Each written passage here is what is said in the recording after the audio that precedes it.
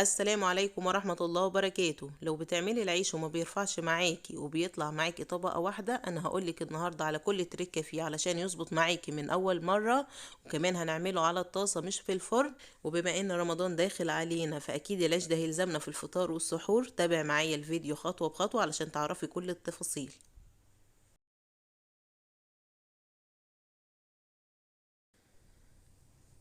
في طبق هضيف فيه كوباية من المية الدافية ومعلقتين من السكر وكيس من الخميرة، وهقلبهم كويس عشان الخميرة تتفاعل معايا.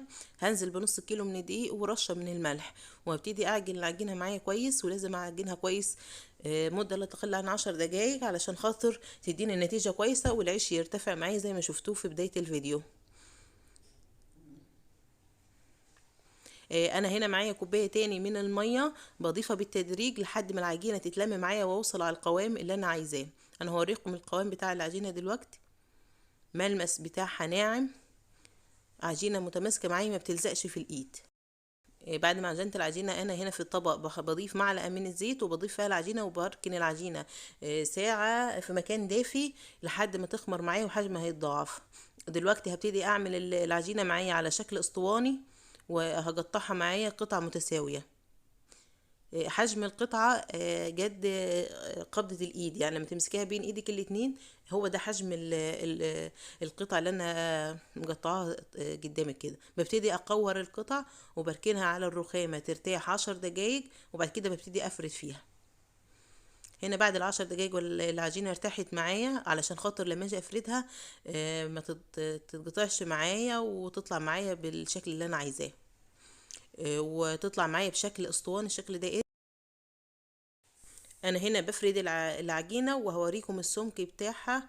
انا مش عايزة افرد العجينة ولا بسمك خفيف عشان ما تتقطعش معايا اثناء التسوية، ولا برضو عايزة السمك بتاعها يبقى جامد علشان خاطر ما تبقاش عجين من جوه وتستوي معايا. انا بنفضها من الدقيق علشان الدقيق ما يبقاش مجير على العيش بعد ما يستوي. بعد ما بفرد العجين كله كده بريحه تاني على الصينية، اسيبه يخمر تاني علشان يرتفع معايا، وهو اثناء التسوية بكل سهولة. بسيبه نص ساعة يختمر وبعد كده برجع ابتدي اسويه. بسوي هنا على درجة حرارة اعلى درجة حرارة عادي معايا، وايدي على طول في التسوية، ما بسيبش العيش علشان خاطر ما يتحركش معايا.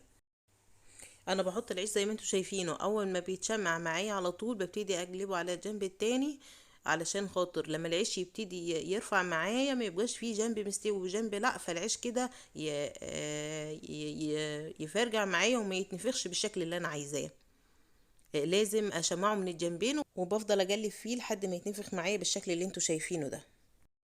ولو قدرت اوصلك اي معلومة متنسيش تدعميني باللايك والشير، والسلام عليكم ورحمة الله وبركاته.